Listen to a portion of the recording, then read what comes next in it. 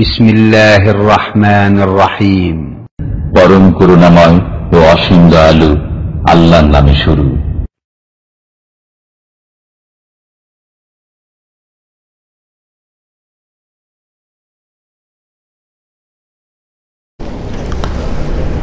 আসসালামু আলাইকুম ওয়া রাহমাতুল্লাহি ওয়া বারাকাতুহু। ইন্নাল হামদালিল্লাহ নাহমাদুহু ওয়া নাস্তাঈনুহু ওয়া নাস্তাগফিরুহু ওয়া নাউযু বিল্লাহি মিন শুরুরি আনফুসিনা ওয়া মিন সাইয়্যাতি আমালিনা। মান ইয়াহদিহিল্লাহু ফালা মুদিল্লা লাহু ওয়া মান ইউদ্লিলহু ফালা হাদিয়া লাহু। ওয়া আশহাদু আল লা ইলাহা ইল্লাল্লাহু ওয়াহদাহু লা শারীকা লাহু ওয়া আশহাদু আন্না মুহাম্মাদান আবদুহু ওয়া রাসূলুহু সাল্লাল্লাহু তাআলা আলাইহি ওয়া আলা আলিহি ওয়া সাহবিহি ওয়া সাল্লামা তাসলিমান কাসীরা। يا أيها الذين آمنوا اتقوا الله حق تقاته ولا تموتن إلا وأنتم مسلمون. يا أيها الناس اتقوا ربكم الذي خلقكم من نفس واحدة وخلق منها زوجها وبث منهما رجالا كثيرا ونساء واتقوا الله الذي تساءلون به والأرحام إن الله كان عليكم رقيبا. يا أيها الذين آمنوا اتقوا الله وقولوا قولا سديدا يصلح لكم أعمالكم ويغفر لكم ذنوبكم ومن يطع الله ورسوله فقد فاز فوزا عظيما. أما بعد رب اشرح لي صدري ويسر لي أمري واحلل عقدة من لساني يفقهوا قولي. قال المؤلف رحمه الله تعالى: باب لا يذبح لله بمكان يذبح فيه لغير الله وقول الله تعالى: لا تقم فيه أبدا. عن ثابت بن الضحاك رضي الله عنه قال: نذر رجل أن ينحر إبلا ببوانة فسأل النبي صلى الله عليه وسلم فقال: هل كان فيها وثن من أوثان الجاهلية يعبد؟ قالوا لا. قال: فهل كان فيها عيد من أعيادهم؟ قالوا لا. فقال رسول الله صلى الله عليه وسلم: أوف بنذرك فإنه لا وفاء لنذر في معصية الله ولا فيما لا يملك ابن آدم. رواه أبو داود وإسناده على شرطهما. আল্লাহ পাকের সমস্ত প্রশংসা যে আল্লাহ পাক রব্বুল আলামিন একক, তার জন্য সমস্ত রকমের ইবাদত বন্দেগী বান্দার। সালাত এবং সালাম নাযিল হোক নবী মুহাম্মদ রাসূলুল্লাহ সাল্লাল্লাহু আলাইহি ওয়াসাল্লামের উপর, যিনি আল্লাহ পাক রব্বুল আলামিন তাওহীদ একত্ব প্রতিষ্ঠা করেছেন এবং তাওহীদের দিকে মানব জাতিকে আহ্বান করেছেন। তাওহীদ বিপরীত যা কিছুই হতে পারে, শিরক বিদআত, সেসব থেকে মানব জাতিকে সতর্ক করেছেন, যাতে করে মানুষ আল্লাহ পাকের সন্তুষ্টি লাভের মাধ্যমে মুসলিম জীবন গড়তে পারে এবং এই অবস্থায় দুনিয়া থেকে যেতে পারলে তাওহীদের অবস্থায়, সঠিক ইসলামের অবস্থায় দুনিয়া থেকে বিদায় হতে পারলে আল্লাহ পাকের কাছে নাজাত পেতে পারে। আজকের আলোচনার বিষয়বস্তু হচ্ছে জবাই সম্পর্কে বিশেষ একটি বিষয়। সেটা হচ্ছে যে আল্লাহর জন্য জবাই করা, কিন্তু এমন কোন স্থানে যেই স্থানে আল্লাহ ছাড়া অন্যের জন্য জবাই করা হয়। গত সপ্তাহের আলোচনায় ছিল আল্লাহ ছাড়া অন্যের জন্য জবাই করা, যেখানেই করেন না কেন, মসজিদের আশেপাশে ভালো জায়গা, সবচেয়ে ভালো জায়গা, তাই না? নিজের বাড়িতে, হ্যাঁ, মক্কাতুল মুকাররমায়, মদিনা মুনাওয়ারায়, বরকতের জায়গায় যদি আল্লাহ ছাড়া অন্যের জন্য জবাই করেন, অন্যের সন্তুষ্টির জন্য, অন্য লাভের জন্য, তাহলে কি হবে? শিরক হয়ে যাবে। তাহলে কোন জায়গা ভালো হইলেই সেটি ইবাদত হবে না যদি আল্লাহর জন্য সেটা না হয়। আল্লাহ ছাড়া অন্যের জন্য যদি হয়, তো যতই ভালো জায়গায় আপনি সেই কাজটি করেন, সেটা শিরক হয়ে যাবে। আজকের যে বিষয়বস্তু সেটা হচ্ছে যে আপনি জবাই আল্লাহর জন্যই করলেন, আল্লাহর সন্তুষ্টির আশা, আল্লাহ পাকের নৈকট্য লাভের উদ্দেশ্য, আল্লাহ পাকের কাছে আপনি কিছু চান, কামনা যে কিছু পাবো এই জবাইয়ের মাধ্যমে, আর কিছু অনিষ্ট থেকে, বালা মুসিবত থেকে বাঁচবো এই উদ্দেশ্য, দুনিয়ায় সুখী হব, আখিরাতে সুখী হব, আল্লাহর কাছ থেকে কিছু পাবো এর ফলস্বরূপ, এই উদ্দেশ্যেই জবাই করছেন, আল্লাহর নামেই জবাই করছেন, আল্লাহ অন্য কারো নামে নয়। কিন্তু এমন এক জায়গায় জবাই করছেন যেখানে আপনি না হইলেও অন্যরা আরো এসে আল্লাহ ছাড়া অন্যের নামে জবাই করে। যেখানে আল্লাহ ছাড়া অন্যের নামে জবাই হয়, দেবদেবীর নামে জবাই হোক, আর জিনের নামে জবাই হোক, অথবা পীর ওলি কবর মাজারের নামে জবাই হোক, যে অমুক বাবার নামে, আপনি গিয়ে আল্লাহর নামে বিসমিল্লাহ আল্লাহু আকবার আর আল্লাহর জন্য জবাই করলেন, কিন্তু মাজারের আশেপাশে ওরসে যেখানে অন্যরা আল্লাহ ছাড়া অন্যের জন্য জবাই করতে এসে থাকে, সেই সময় এসছে অথবা অন্য সময় আসে। ওরসের সময় যেমন ভিড় ভাড় লেগে যায়, যারা শিরককারী আল্লাহ ছাড়া অন্যের জন্য জবাই করার জন্য খাসি মোরগ নিয়ে আসে, আপনি আল্লাহর জন্য জবাই করতে গেলে গরিব মিসকিনকে খাওয়াবো, ওখানে গিয়ে আমরা ছেলে মেয়ে পরিবার নিয়ে যাবো আর আমরাও খাবো, গরিব মিসকিনকে খাওয়াবো। আপনি আল্লাহ ছাড়া অন্যের জন্য জবাই করলেন না। কিন্তু আপনার মতো অনেক লোকেরা এসছে যারা আল্লাহর জন্য জবাই করেনি বা করে না, ওইখানে এসে আল্লাহ ছাড়া অন্যের জন্য জবাই করে, অন্যের সন্তুষ্টির জন্য জবাই করে, পীরের নামে জবাই করে। হ্যাঁ, হিন্দুরা আসে হিন্দুদের মন্দিরে এসে বলিদান দেয় দেবদেবীর নামে, আর আপনি ওখানে গিয়ে বিসমিল্লাহ আল্লাহু আকবার এখানে জবাই করুন। এই জবাইয়ের হুকুম কি? এই জবাই হারাম, জায়েজ নয়, এবং এইরকম জবাই শিরক না হইলেও শিরকের সহযোগিতা হইল, এবং ধীরে ধীরে এই রকমের কাজগুলি হচ্ছে সীমানায় অবস্থানের মতো, সীমানায় ছাগল চড়ানোর মতো। ছাগল গরু যদি আপনার জমিতেই চড়াইছেন, কিন্তু আইলের কিনারায় গিয়ে চড়াইছেন, সীমানায় একবারে পাশে অন্য লোকের জমি, আর গিয়ে একেবারে সীমানায় গিয়ে ছাগল গরু চড়াচ্ছেন, তো কি সম্ভাবনা আছে? হ্যাঁ, অন্যের জমি চড়ে যাবে, হ্যাঁ, চট করে মুখ দিয়ে দিবে, আপনি থামতেই পারবেন না, ও থামতে থামতে খেয়েই ফেললো কিছু অন্য লোকের, ঠিক না? তো শিরকের আস্থানাই, সে দেবদেবীর শিরকের আস্থানাই হোক আর কবর মাজারের শিরকের আস্থানা, শিরকের আস্থানা হচ্ছে এই দুটো। এছাড়াও হতে পারে অনেক জায়গায় জিন পূজা হয়, অথবা জিনের সন্তুষ্টির জন্য কিছু নিয়ে গিয়ে দিয়ে আসে বা জবাই করে আসে, এরকম হয়, কিন্তু এগুলো ওইভাবে পরিচিত না। কিন্তু পরিচিত হচ্ছে মন্দির, যেখানে বলিদান দিয়ে থাকে হিন্দুরা।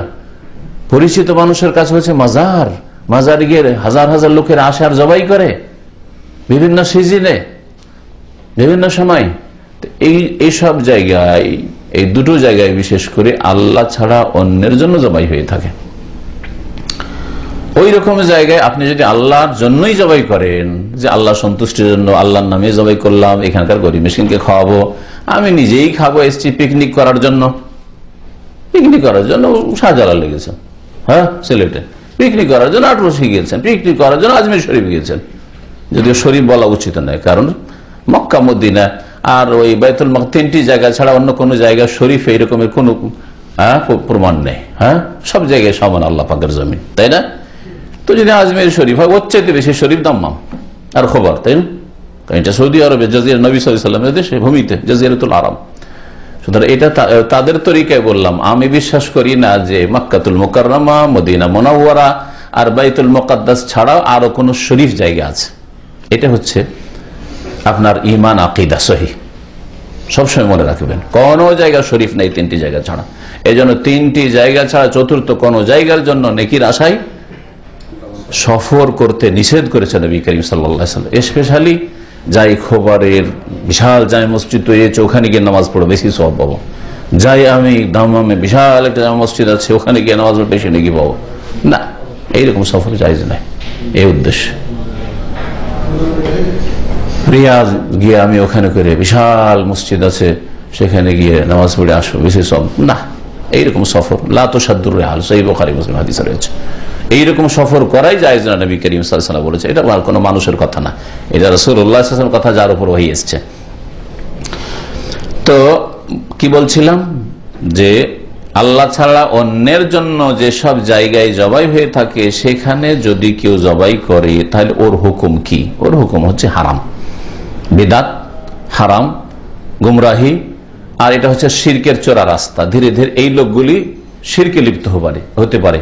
কারণ আপনার চাইতে সিনিয়র লোক, আপনার চাইতে সকল সুরাতে, রূপ চেহারাতে ধার্মিক, বড় বড় দাড়িওয়ালা যাবে, ওদেরকে দেখে ধোকা খেয়ে যেতে পারে, যারে ওরা আজমিরের বাবার নামে জবাই করছে, সিলেটের বাবার নামে জবাই করছে, এত বড় বড় ওদেরকে আলেম চেহারা দেখে আর দাড়ি দেখে আর শরীর আর গঠন দেখে বড়ি মনে করছে যে আর লেবাস পোশাক দেখে সব আল্লামা, সব এগুলো হ্যাঁ বড় বড় সব আল্লামা এসছে, সব এত বড় বড় হুজুর কিবলা এরা আসে জবাই করে, আর আমরা কি মূর্খ জানি। হ্যাঁ, সুতরাং আমরাও ওইটাই করবো যেটা এরা করছে। শিরকের আশঙ্কা আছে। আজকের বিদাতি, আজকের হারাম কাজ করনেওয়ালা কালকের শিরকে লিপ্ত হইতে পারে কয়েকদিন পরে, কালকে মানে আগামীতে, মানে অচিরে শীঘ্রই শিরকে লিপ্ত হইতে পারে। মানুষ বিদাত করতে করতে শিরকে লিপ্ত হয়, একদিন হঠাৎ করে কেউ গোমরা হয় না। যেমন প্রেম করতে করতেই জেনায় লিপ্ত হয়। হ্যাঁ, ও রাস্তাই গেল না, হ্যাঁ কোনো মহিলার সাথে কথা বলতেই গেল না, নির্জনে হইতেই গেল না, এক রিক্সায় চাপতেই গেল না, হ্যাঁ তো সহশিক্ষায় গেলই না, আমি কোনো মহিলা বা পাশে বসে পড়বই না, তাহলে কখনো জেনার আশঙ্কা নেই, তাই না? হ্যাঁ, ওই রকমই যারা বিদাত করে তারা শীঘ্রই শিরকে লিপ্ত হইতে পারে। তো লেখক এই জন্য বলছেন যে এই অধ্যায় হচ্ছে এ সম্পর্কে যে লা ইউযবাহু লিল্লাহি বিমাকান, এমন কোন জায়গায় আল্লাহর জন্য জবাই করা যাবে না। ইউযবাহু ফিহি লিগাইরিল্লাহ, যেই জায়গায় আল্লাহ ছাড়া অন্যের জন্য জবাই হয়ে থাকে, আল্লাহ ছাড়া অন্যের জন্য জবাই হয়ে থাকে এমন জায়গায় আল্লাহর জন্য জবাই করা যায় না। এতে হবে কি, বাতিল পন্থীদের সহযোগিতা করা হবে, সংখ্যা বাড়ানো হবে। লোকজনের, আপনি হয়তো ভালো নিয়তে গেছেন, আপনার মতো শত শত লোক ভালো নিয়তে গেছে যে ওখানে গিয়ে গরিব মিসকিনকে খাওয়াবো, কিন্তু সাধারণ লোক কি ভাববে? এত লোক, সব লোক এসছে বাবার জন্য জবাই করতে, বাবার কাছে চাইতে, বাবার কাছে পাইতে, এটি তো ভাববে। তাহলে বাতিলের সহযোগিতা হইল, শিরকের আর মুশরিকদের সহযোগিতা হইল, তারপরে সমর্থন হইল যে তোমরা যেগুলো করছো মন্দ কাজ না, মন্দ হইলে বসতাম না, আসতাম না তোমাদের কাছে। আপনারা এই মজলিসকে ভালো মনে করেছেন, সেই জন্য এসছেন। আপনাদের এখানে আসা আমাদের দিনই কাজে, দিন শিখায় আর শিখানোতে সহযোগিতা, এটা নয় কি? অবশ্যই সহযোগিতা। ঠিক তেমন আপনি যদি গান বাজনার আসরে বসেন তাহলে আপনার সহযোগিতা। হ্যাঁ, ফিল্ম দেখছে আর ওখানে বসে গেলেন সহযোগিতা, বেড়ে সিগারেট খাচ্ছে আর ওখানে আপনি বসে ওই মজলিসে বসে গেলেন সহযোগিতা। আপনি বলেন না আমি সহযোগিতা না, আমি নিজের গরজে বসে, কিন্তু সহযোগিতা, ওই সংখ্যা বাড়াইলেন, সন্তুষ্টি প্রকাশ করলেন যে তোর ধোঁয়াতে অসুবিধা নেই, তোর ধোঁয়াকে আমি বরণ করে নিতে পারি। হ্যাঁ, এইরকম সহযোগিতা অনেকে কিন্তু বুঝেন আর না বুঝেন সহযোগিতা করে থাকে। আপনারা সাবধান। আমার এখানে বেশ কিছু হাফেজের আছেন, আছে না কোরআনে কারীমের আয়াত? আল্লাহ বলছেন ফালা তাকুদ বাদা যিকরা, তোমাদের কাছে উপদেশ এসে যাওয়ার পরে, মানে আল কোরআন এসে যাওয়ার পরে, রসুলের হিদায়াত হাদিস আসার পরে, ইসলাম চলে আসার পরে, ওহী আসার পরে, ফালা তাকুদ, বসিও না, অবস্থান করবে না, মাল কওমি যালিমিন, জালেমদের সাথে। যে গুনাহ করে সে জালেম, যেখানে গুনাহ হয় হ্যাঁ সেখানে জুলুম হয়ে থাকে, তাহলে জালেমদের সাথে উপদেশ আসার পরে কখনো বসবে না। আপনি শরীয়তের মাসলা জেনে নিলেন যে যেখানে গুনাহ হয়, যে কোনো গুনাহ, শিরিক হোক, বেদাত হোক, অন্য পাপ হোক, হ্যাঁ সেখানে কখনো আপনি বসবেন না। আপনার চোখের সামনে গুনাহ হচ্ছে আর আপনি ইগনোর করছেন, উপেক্ষা করেছেন, করুক। যুবক ছেলেরা বিয়ে শাদীতে গুলো হয়েই থাকে, আর আমোদ ফুর্তি করছেন, বিয়েতে আপনি অংশ নিচ্ছেন, তাহলে জালেমদের সাথে আপনি বসলেন, সহযোগিতা করলেন। আপনার সেখান থেকে কেটে পড়া ফরজ ছিল, চলে আসা ফরজ ছিল। এই বিষয়টির দলিল হিসাবে পেশ করেছেন লেখক সূরা তাওবার আয়াত নম্বর 108, তার একটু অংশ পেশ করেছেন। বলছেন ওয়াকাউলিল্লাহি তাআলা, মহান আল্লাহর বাণী এই ক্ষেত্রে দলিল, তা হচ্ছে লা তাকুম ফিহি আবাদা, হে নবী মুহাম্মদ সাল্লাল্লাহু আলাইহি সাল্লাম, তুমি এই মুনাফিকদের মসজিদে, যে মুনাফিকরা ষড়যন্ত্রমূলক মসজিদ তৈরি করেছে, আর মসজিদের উদ্দেশ্য হচ্ছে মসজিদ করা নয়, আল্লাহকে সেজদা করা নয়, অসৎ উদ্দেশ্য, ষড়যন্ত্র ইসলামের বিরুদ্ধে, এখানে মুনাফিকরা একত্রিত হয়ে দূর দূরান্ত থেকে যতগুলি মুনাফিক আছে এখানে একটা বসার সুযোগ নেবে, হ্যাঁ এরা মিটিং করবে ইসলামের বিরুদ্ধে, মুসলিমদের বিরুদ্ধে। এই মসজিদে তুমি কখনো দাঁড়াবে না, গিয়ে কখনো খাড়া হবে না। যে মসজিদের নাম বলতে পারেন, সাহাবায়ে কেরামরা সেই মসজিদের নাম কি বলতেন? মসজিদ দিরার, মানে ক্ষতি সাধনের উদ্দেশ্যে মসজিদ, কারণ কোরআনে কারীমে এই ভাষাতেই বলা হয়েছে মসজিদকে। হ্যাঁ, অসৎ উদ্দেশ্যে মুনাফিকরা এক মসজিদ তৈরি করেছিল। একবার রাসূলুল্লাহ সাল্লাল্লাহু আলাইহি ওয়াসাল্লাম সফরের রাস্তায় ছিলেন, ইয়া রাসূলুল্লাহ আমরা একটা মদিনা মসজিদ তৈরি করছি আমাদের মহল্লায় পাড়ায়। মুনাফিক আব্দুল্লাহ বিন উবাই মুনাফিক, ওর নেতৃত্বে যে মুনাফিকরা ছিল, কত মুনাফিক ছিল চিন্তা করেন। যে ওহদের ময়দানে নবী সাল্লাল্লাহু আলাইহি ওয়াসাল্লাম 1000 নিয়ে যাচ্ছেন, তার মধ্যে রাস্তায় গিয়ে বাহানা করে 300 ফিরে চলে আসছে। তার মানে তাদের একটা ভালো সংখ্যা ছিল, 1000 মধ্যে 300 মুনাফিক, তাই না? এরা একটা মসজিদ এরকম তৈরি করলো যে মুসলমানদের মসজিদে বসে, আসলে এরা মুসলমান হয়নি, শুধু ধোঁকা দেওয়ার জন্য আর দুনিয়ার লাভ হাসিল করার জন্য, যাতে কোনো রকমের অনিষ্ট না আসে, আমাদের বিরুদ্ধে জিহাদ না হয়, রাসূলুল্লাহ কোনো অ্যাকশন না হয়, সেই জন্য ইসলাম গ্রহণ করেছিল। আল্লাহ পাক বলেছেন ইন্নাল মুনাফিকিনা লাকাযিবুন, এরা মুনাফিক মিথ্যুক, যদিও না সাদু ইন্নাকা রাসূলুল্লাহ, নিঃসন্দেহে সাক্ষী দিচ্ছি যে আপনি আল্লাহর রাসূল, কিন্তু আল্লাহ বলছেন তোমরা মিথ্যুক ছিলে, মিথ্যুক আসলে। এরা একটা মসজিদ করলো যাতে আলাদা করে মিটিং তৈরি করতে পারে। আল্লাহ পাক রব্বুল আলামিন এই আয়াতের আগের আয়াতে ইরশাদ করেছেন ওয়াল্লাযিনা ইত্তাখাযু মাসজিদান দিরারান, এই যে দিরারান শব্দটা ওই আয়াতে ব্যবহার হয়েছে, যারা মসজিদ তৈরি করেছে ক্ষতি সাধনের উদ্দেশ্যে, ওয়াল্লাযিনা ইত্তাখাযু মাসজিদান দিরারান ওয়া কুফরান, আর কুফরির অবস্থায়, আসলে কাফের এরা, মুনাফিক কাফের, জঘন্য কাফের, ওয়া তাফরীকান বাইনাল মুমিনিন, কুফরা ওয়া তাফরীকান বাইনাল মুমিনিন, আর মুমিনদের মাঝে বিচ্ছিন্নতা বিভেদ সৃষ্টির উদ্দেশ্যে, ফাটল ধরাবার জন্য আলাদা হয়ে ওরা বসবে, একসাথে বসবে না। সেই জন্য বসার একটা জায়গা আমাদের প্রয়োজন আলাদা, আমরা সেই জন্য আমরা এটা তৈরি করি। মুনাফিকগুলি সব মদিনার আনাস কানাস থেকে সব ওই মসজিদে শুধু হাজির হবে। উদ্দেশ্য হচ্ছে ইসলামের বিরুদ্ধে, মুসলমানদের বিরুদ্ধে, সাহাবায়ে বিরুদ্ধে, রাসূলের বিরুদ্ধে ষড়যন্ত্র করা।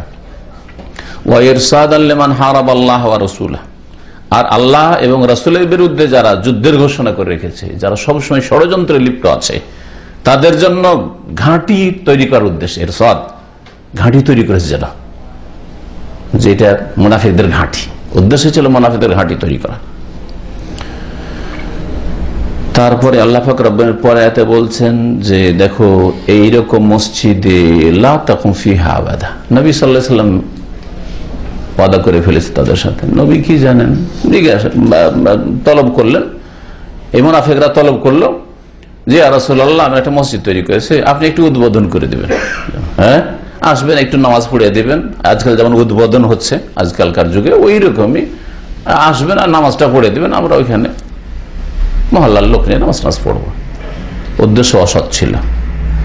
রাসূলুল্লাহ সাল্লাল্লাহু আলাইহি সাল্লাম রাস্তাতে আছেন, মদিনা পৌঁছার আগেই ওহী হয়ে যাচ্ছে যে তুমি ওয়াদা করে ফেলেছে যে মদিনা গেলে ওদের মসজিদে গিয়ে নামাজ পড়ে উদ্বোধন করে দিবে। লা তাকুম ফিহা আবাদা, খবরদার ওদের মসজিদে খাড়াও হবে না, দাঁড়াবে না গিয়ে, নামাজ পড়া তো দূরের কথা আর ওখানে বসা তো দূরের কথা। লা তাকুম ফিহা, তাহলে পাপের জায়গায় বসা তো দূরের কথা,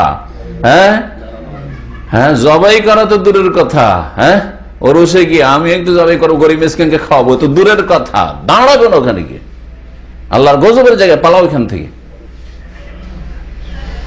লা তাকুম ফিহা আবাদা, হে নবী তুমি ওখানে দাঁড়াবেও না।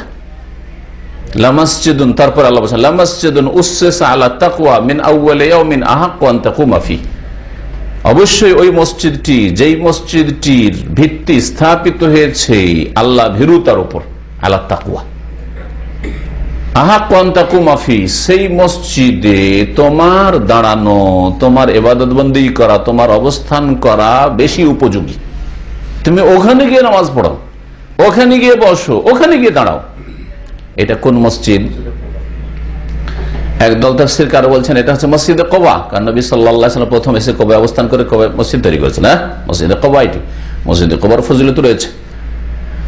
আর একদল বলছেন এটা হচ্ছে উসসিসা আলা তাকওয়া, তাকওয়ার ভিত্তিতে নবী সাল্লাল্লাহু আলাইহি ওয়াসাল্লাম যে মসজিদ তৈরি করেছেন, যে মসজিদের স্থান পৃথিবীর সমস্ত মসজিদের মধ্যে দ্বিতীয়, মসজিদ হারামের পরে, মক্কাতুল মুকাররমা, কাবা শরীফের পরে, তাই না? সেটা হচ্ছে মসজিদে নববী। দুটো তাফসীর কিতাবাইতে রয়েছে, দুটোতে কোনো পরস্পর দ্বন্দ্ব নেই, দুটোই ঠিক, দুটোই ঠিক। যদি ধরেই নেন যে কুবা মসজিদের এত ফজিলত যে তাকওয়া আল্লাহ ভীরুতার উপর নির্মিত হয়েছে, তাহলে ওর চাইতে বেশি হক রাখে কোন মসজিদ? মসজিদ নববী। ওর চাইতে বেশি তাকওয়া, ওর চাইতে কম না, ওর চাইতে বেশি ফজিলতের মসজিদ হচ্ছে মসজিদ নববী। কুবায় নামাজ পড়লে কি পাওয়া যায়? 2 রাকাত যদি নামাজ পড়েন বাড়ি থেকে উজু করে গিয়ে বা হোটেল থেকে উজু করে গিয়ে, তাহলে একটা উমরার নেকি পাবেন। আর মসজিদে নববীতে নামাজ পড়লে 1000 নেকি। হ্যাঁ, তাহলে মসজিদে নববীর ফজিলত বেশি। এই আয়াত দিয়ে কেমন করে দলিল হইল? আয়াত হচ্ছে মসজিদ সম্পর্কে। নবী সাল্লাল্লাহু আলাইহি ওয়াসাল্লাম মসজিদে যারা, আল্লাহ তো নিষেধ করলেন, তার সাথে সাথে হুকুম হইলো যে ভেঙে ফেলা হোক মসজিদ। নবী সাল্লাল্লাহু আলাইহি ওয়াসাল্লাম পাঠালেন সাহাবায়ে কেরামদেরকে যে আমার মদিনা পৌঁছার আগে মসজিদ ভেঙে ফেলে দাও, এটা রাসূলের হুকুম। মসজিদটাকে ভেঙে ফেলা হলো। তাহলে মসজিদ যদি ফিতনা ফাসাদ সৃষ্টি করার জন্য তৈরি করা হয়, তাহলে মসজিদ ভেঙে দিলে কোনো গুনার কাজ করলেন না, কারণ মসজিদ ইবাদত করার জন্য করেনি, নামাজ পড়ার জন্য করেনি। একটা মসজিদ আছে যে মসজিদে গোটা গ্রামের লোক নামাজ পড়তে পারছে, বড় মসজিদ। আর গ্রামে এত বড় না যে আসতে 5 মিনিট 7 মিনিট 10 মিনিট লেগে যায়, এমন নয়। পাশাপাশি যদি মসজিদ হয়, আপনার পাশাপাশি বাড়ি, আপনার উঠানে একটা মসজিদ, আর পাশের বাড়ির লোক ওর উঠানে এক মসজিদ, ওরা এক বংশের, আপনি আর এক বংশের। গ্রামাঞ্চলে সব ফিতনা হয় না, বংশের লড়াই হইলো, কি নিয়ে জমি জায়গা নিয়ে ঝগড়া হইলো, মুরগি খাসি নিয়ে ঝগড়া হইলো, একটা মসজিদ কায়েম করে বসে থাকলো। এই মসজিদ কায়েম করা জায়েজ? মোটেই জায়েজ না। এত পাশাপাশি যে আপনার উঠানে একটা মসজিদ আর উঠানে একটা মসজিদ পাশাপাশি, না, কখনো চলবে না। হ্যাঁ, জায়গা হচ্ছে না এই মসজিদে, আর এখানে বেশি জায়গা দেনেওয়ালা আর অফ করনেওয়ালাও নেই যে এই মসজিদকে বড় করবো। ঠিক আছে, এই মসজিদকে উঠিয়ে দিয়ে করা যেতে পারে, ঠিক আছে, এটাকে অক্টিয়া করে দিয়ে আর একটা জুমা করা যেতে পারে, অন্তর সাফ থাকলে। কিন্তু অন্তরে যদি অসৎ উদ্দেশ্য থাকে যে ওরা আমাদের শত্রু, সুতরাং ওদের মসজিদে যাব না, সেই জন্য আমরা মসজিদ করবো, এটা মসজিদে দেরার। তাহলে এটা মসজিদে দেরার, বুঝছেন তো বিষয়টি, তাই না? কিন্তু অন্তরে যদি সততা থাকে যে না ভাই, গ্রামের লোকের জন্য হচ্ছে না, একটা জুমা হোক, অক্তিয়া হোক, অসুবিধা নেই, গ্রাম বড়, গ্রামের এক মাথায় একটা অক্তিয়া, আর এক মাথায় একটা অক্তিয়া, মিডিলে একটা জামে মসজিদ, সুন্দর কথা, কোনো দোষের কথা নয়। একাধিক মসজিদ এক গ্রামে হইলে। তো মসজিদে দেরার, যে ইসলামের ক্ষতি সাধনের উদ্দেশ্যে মসজিদের নাম দিয়ে যে ঘর তৈরি করেছিল মুনাফিকরা, সেখানে দাঁড়াতে আল্লাহ নিষেধ করলেন। এর উপরে কিয়াস করেছেন লেখক রহমতুল্লাহ আলাইহি, কাকে? গুনহার স্থানকে।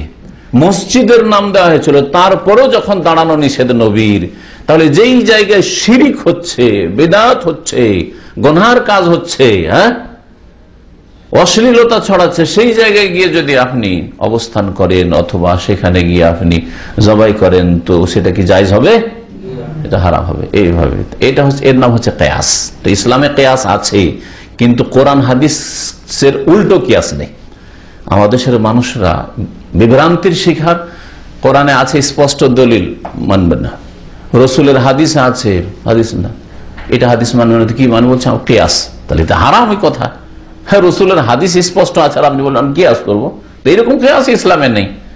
কিয়াস মানে একটি মাসলা স্পষ্ট কোরআন অথবা হাদিসে, আর একটি মাসলা অস্পষ্ট, কিন্তু দুটো কাছাকাছি, দুটো রূপ কাছাকাছি। মসজিদে দেরার, ওখানে মসজিদে দেরার, আর এখানে হচ্ছে মন্দির অথবা মাজার, উদাহরণস্বরূপ।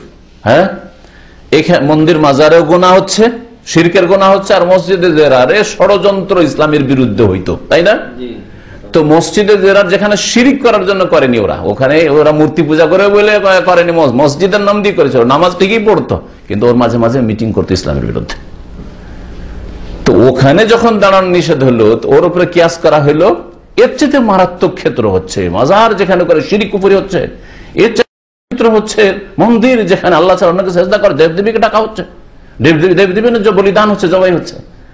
তাহলে মসজিদে দেরারে যদি দাঁড়ানো না যায়, বসা না যায়, তাহলে কি করে সেখানে জবাই করা যাবে যেখানে আল্লাহ ছাড়া অন্যকে ডাকা হচ্ছে, আল্লাহ ছাড়া অন্যের জন্য জবাই হচ্ছে? এবার ক্লিয়ার? আয়াত থেকে দলিল, এই আয়াতই তাহলে যথেষ্ট আমাদের হেদায়েতের জন্য। তারপরে হাদিস রয়েছে নবী করিম সাল্লাল্লাহু আলাইহি ওয়াসাল্লামের। সাহাবী ইবনে যাহাক রাদিয়াল্লাহু তাআলা আনহু থেকে বর্ণিত, তিনি বলছেন, নাযারা রাজুলুন আইয়ানহারা ইবলান বিবাওয়ানা। একজন লোক, তার নাম উল্লেখ হয়নি, সে মানত করেছিল, মানত মেনেছিল যে সে একটা উট জবাই করবে বোয়ানা নামক স্থানে, বোয়ানা নামক স্থানে সে জবাই করবে। নবী করিম সাল্লাল্লাহু আলাইহি ওয়াসাল্লামকে ওই লোক জিজ্ঞাসা করলো ফাসাল নবী সাল্লাল্লাহু আলাইহি ওয়াসাল্লাম, নবী করিম সাল্লাল্লাহু আলাইহি ওয়াসাল্লামকে সেই লোক জিজ্ঞাসা করলে ফাকাল, নবী সাল্লাল্লাহু আলাইহি ওয়াসাল্লাম উত্তরে বলেন, উত্তরে চট করে বলে দেননি, একটু তফসিল তলব করেন, একটু বিস্তারিত বলো, আরো স্পষ্ট করে বলো। হাল কানা ফিহা ওয়াসনুন মিন আওসানিল জাহিলিয়াতি ইউবাদ, সেখানে কি জাহিলিয়াতের যুগের কোন আস্তানা বা প্রতিমা, মূর্তি ছিল যার পূজা হইতো? ওয়াসান, ওয়াসান শুধু মূর্তিকে বলা হয় না, একটা হচ্ছে ওয়াসান, একটা হচ্ছে সানাম। ওয়াসানের জমা হচ্ছে, বহুবচন হচ্ছে আউসান, কোরআনে আছে ফাজতানিবু রিজসা মিনাল আউসান। আর সানামের বহুবচন হচ্ছে আসনাম, ওয়াজনবনি ওয়া বানিয়া আন না'বুদাল আসনাম। সানাম এক বচন দিয়ে বলি, আর ওয়াসান দুটোতে পার্থক্য ভাষাবিদরা করেছেন, আরবি ভাষায় পার্থক্য আছে, একটা আম ব্যাপক আর একটা হচ্ছে খাস। সানাম বলা হয় মূর্তি, মানুষের আকারে হোক আর গরু ছাগলের আকারে হোক, মূর্তি প্রতিমা তৈরি করে যদি পূজা করা হয় তাহলে ওটার নাম হচ্ছে সানাম। ইব্রাহিম আলাইহিস সালামের বাপ বংশধর ওরা মূর্তি পূজা করতো, ওই জন্য ইব্রাহিম আলাইহিস সালাম, আল্লাহ এক কুফরি শিরক থেকে, বাপের শিরক কুফরি থেকে বেরিয়ে এসেছি, বিতাড়িত হয়েছি, আমার ছেলে মেয়ে আগামী প্রজন্ম আর যেন ওই শিরক কুফরিতে আবার মূর্তি পূজায় চলে না যায়। ওয়াজনবনি ওয়া বানিয়া আন না'বুদাল আসনাম। আর আল্লাহ পাক রব্বুল আলামিন আম ভাবে বলেছেন মূর্তি ছাড়াও যে কোনো জিনিসের যদি পূজা হয়, জীবিত মৃত, দাঁড় করে মূর্তির আকারে, অথবা কোনো গাছের, অথবা গরুর গাভী, যেমন হিন্দুরা গায়ের পূজা করে, অথবা ধরেন কোন পশুর, ধরেন হনুমানের পূজা, হিন্দুদের মধ্যে হনুমানের পূজা আছে, সাপের পূজা আছে, পাথরের পূজা আছে, কোন পাথরের পূজা করলো, নদীর পূজা করলো, কবরের পূজা করলো, কবরে সেজদা করলো, সবগুলি ওয়াসানে আউসানে সামিল। অর্থাৎ আউসান মানে হচ্ছে আল্লাহ ছাড়া যে কোনো জিনিস যদি তার পূজা করা হয়, মানে আল্লাহর হকগুলির কোনো একটা বা একাধিক দেওয়া হয়। আল্লাহর হক হচ্ছে রুকু, সেজদা, দোয়া, মান্নত, তাই না, আশ্রয় কামনা করা। আল্লাহ পাক রব্বুল আলামিনের এইরকম যেসব হক রয়েছে, ইবাদত বন্দেগীর হক, তার একটি অথবা একাধিক যদি কোনো কিছুকে দেওয়া হয় তাহলে সেটাই হচ্ছে ওয়াসান, সেটাই হচ্ছে ওয়াসান। সামনে যে ক্যামেরাটা রাখা আছে, ক্যামেরাটা ওই কেউ পূজা করে, যার বাপ দাদা তৈরি করেছে, ওরা যদি বলে আমার পূর্বপুরুষ এই ক্যামেরা তৈরি করে দিয়েছে মানব জাতিকে, আর এই দিয়ে কত উপকৃত হচ্ছে মানব জাতি, সুতরাং আমরা এই ক্যামেরার পূজা করব, তাহলে এর নাম হচ্ছে ওয়াসান, এর নাম হচ্ছে ওয়াসান। কিন্তু এর নাম সানাম না, এটা মূর্তি না, বুঝতে পেরেছেন? আমাদের ওলিউল্লাহ ছিলেন, এত বড় ওলিয়ে কামেল, পীরে কামেল ছিলেন, সুতরাং তার কবরটায় আমরা চাদর চড়াবো, ফুল চড়াবো, আর সেখানে গিয়ে নীরবতা পালন করবো, সেটা হচ্ছে ওয়াসান, এটা হচ্ছে ওয়াসান।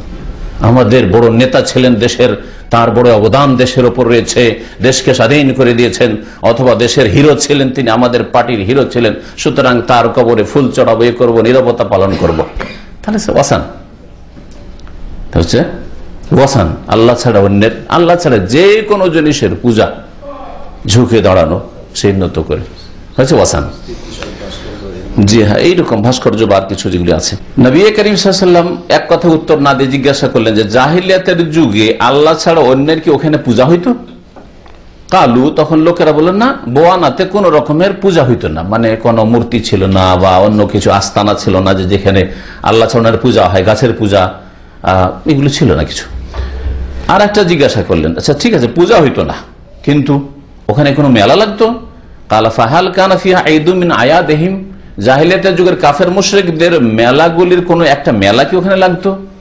যেমন আরব মুশরিকদের বিভিন্ন জায়গায় আস্তানা ছিল যেখানে মেলা লাগতো, ধরেন ওকাজের মেলা, আরো জুলমাজাজ মেলা, এইরকম মেলা ছিল, মেলা লাগতো? কালুল্লাহ, মেলাও লাগতো না। ফাকাল রাসূলুল্লাহ সাল্লাল্লাহু আলাইহি ওয়াসাল্লাম, তখন রাসূলুল্লাহ সাল্লাল্লাহু আলাইহি ওয়াসাল্লাম বলেন আউফি বিনাযরিক, তাহলে তোমার মান্নত পুরা করো। তাহলে মুফতি সাহেব যখন ফতোয়া দেবেন, একজন আলেম যখন ফতোয়া দেবেন, আপনাকে যখন জিজ্ঞাসা করবে, কথাটা যদি ব্যাপক থাকে তাহলে ভেঙে নিবেন, কিছু জিজ্ঞাসা করে নেওয়ার পর উত্তর দেবেন। শেখ বা হুজুর মুফতি সাহেব আমি আমার স্ত্রীকে তালাক দিয়েছি, এখন আমার স্ত্রী হালাল না হারাম? জিজ্ঞাসা করলে কি বলবেন? তুমি তালাক দিয়েছো হারাম নাকি? চলবে? জিজ্ঞাসা করতে হবে তালাক দিয়েছো কয় তালাক, করতে হবে না? হবে না? আচ্ছা বললো আমি দিয়েছি 3 তালাক, এক মজলিসে একবারেই না 3 মাসে 3 তালাক, 3 বারে 3 দিনে? জিজ্ঞাসা করতে হবে, তাই না? যখন তালাক দিয়েছিল তখন তোমার হুঁশ দিশা ছিল না, কোন হুঁশ ছিল না? জিজ্ঞাসা করা লাগবে না? লাগবে না? হ্যাঁ, আমি পাগল হয়ে গেছিলাম রাগে, কিচ্ছু হুঁশ ছিল না, কি বলেছি না বলেছি। পরে আমার স্ত্রী বলছে তুমি 3 তালাক বলেছে, তাহলে ওর কথা অন্যরকম হইতে পারে? না, আমার হুঁশ ছিল কিন্তু রাগে ছিলাম, হুঁশ ছিল কিন্তু রাগে ছিলাম, তাহলে আলাদা, তাই না? কেউ আদর করতে করতে তালাক দেয় না, সবাই রেগে তালাক দেয়। হ্যাঁ, সেই জন্য আজকালকার এই তালাক দেওয়ার লোকেরা বলে আমি খুব রাগে ছিলাম ওই সময় তালাক দিচ্ছি, তাহলে তখন কি তালাক হবে না? সবাই তো রাগে তালাক দেয়, কেউ খুশি আদর করতে, খুশি থাকলে তালাকই কেন দেবে? হ্যাঁ, তো যাই হোক জিজ্ঞাসা করা লাগবে। একটা উদাহরণ দিলাম, যে কোনো মাসলার ক্ষেত্রে বেতনের নামাজ কেমন করে পড়তে হবে তখন জিজ্ঞেস করতে হবে, বেতনের নামাজ কোনটা জিজ্ঞেস করছেন, সংখ্যা না তরিকা না তার কোন দিকটা জিজ্ঞেস করছেন? এটা সময় মেলা দিক রয়েছে, না হলে তোর একটা বক্তব্য করতে হবে শুরু থেকে শেষ পর্যন্ত, তাই না? নবী করিম সাল্লাল্লাহু আলাইহি ওয়াসাল্লাম বললেন যখন ওখানে মেলাও লাগতো না আর ওখানে আল্লাহ ছাড়া অন্যের কোনো পূজা পাঠও হইতো না, কোনো দেব দেবীর আস্তানাও ছিল না, হ্যাঁ, তাহলে তুমি তোমার মান্যত পুরা করো। যখন মান্যত করেছে একটা উট জবাই করবো, উট জবাই করে বোয়ানাতে আশেপাশের লোকজনকে খাওয়াবো, ভালো কথা, বা নিজেরই খাবো। এই জিজ্ঞাসা এই জন্যই করলাম যে আল্লাহ পাকের বিরুদ্ধাচরণ করে কোন মান্যত পুরা করা চলবে না। আল্লাহ পাকের নাফরমানি করে আল্লাহ পাকের গুনার ক্ষেত্রে কোন মান্যত পুরা করা নেই, মানে জায়েজ নেই। লাওয়াফা মানে লায়াজুজুল ওয়াফা। তাহলে আল্লাহর নাফরমানি হচ্ছে কি? কোন জায়গায় শিরক হচ্ছে, ওখানে গিয়ে আপনার কি করা? জবাই করা। আল্লাহর নাফরমানি হচ্ছে কোন জায়গায় কাফেরদের মুশরিকদের মেলা লাগে আর সেই মেলায় জবাই করা। জি হ্যাঁ, এটা চলবে না। ওয়ালা ফিমা লা ইয়ামলিকু ইবনু আদম, এবং ওই ক্ষেত্রেও মান্যত চলবে না যেই ক্ষেত্রে বা যেই জিনিসের ক্ষেত্রে আদম সন্তান ওর মালিকই নয়, ওরও মান্যত নেই।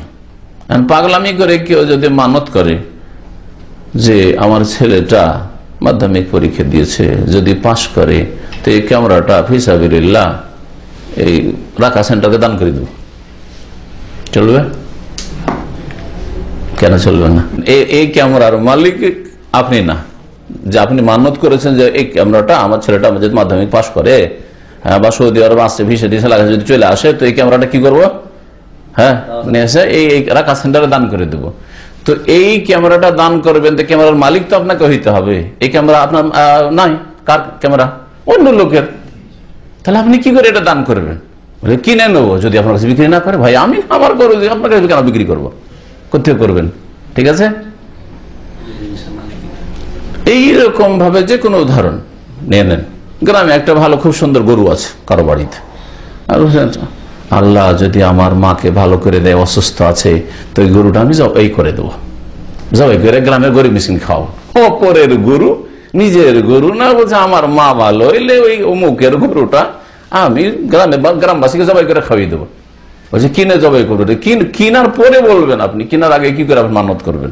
হ্যাঁ, যে জিনিসের মালিক না সেটা আপনি মান্যত করতে পারেন না, সেটা দান করে দিব আমি এই কথাও বলতে পারেন না, সেটা জবাই করে খাওয়াবো ওইটাও বলতে পারেন না, চলবে না। এটা